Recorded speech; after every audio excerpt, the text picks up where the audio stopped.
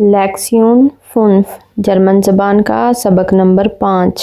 عنوان ہے جرمن زبان میں رنگوں کی وضاحت۔ ایک رنگ کو فاربے اور زیادہ رنگوں کو فاربن کہا جاتا ہے اور اس کا آرٹیکل دی ہوتا ہے۔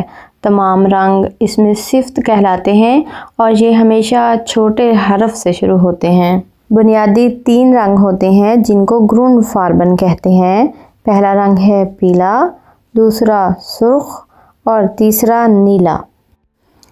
پیلا گیلب، سرخ روٹ اور نیلا بلاؤ۔ ایک سے زیادہ رنگ ہوں تو ان کو بونٹ کہا جاتا ہے۔ بونٹ یعنی رنگین۔ اس کے علاوہ 12 اضافی رنگ ہیں جو ان بنیادی رنگوں سے مل کر بنتے ہیں۔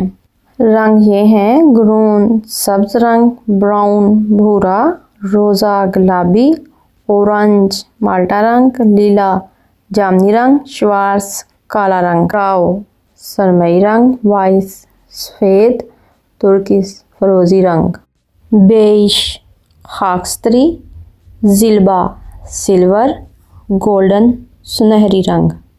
اگر رنگوں کو زیادہ بہتر طریقے سے بیان کرنا ہو تو ڈونکل اور ہیل کا استعمال کیا جاتا ہے۔ zum Beispiel ہیل گراؤ ہلکا سرمئی، ڈونکل گرون گہرا سبز۔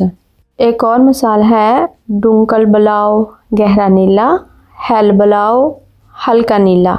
Ich wiederhole gelb پیلا، روٹ سرخ، بلاؤ نیلا، گرون سبز، براؤن بھورا، روزا گلابی، اورنج مالٹا، لیلا جامنی، شوارز کالا، گراؤ سرمئی، وائس سفید، ترکش فیروزی، بیج خاکستری، زیلبا سلور، گولڈن سنہری۔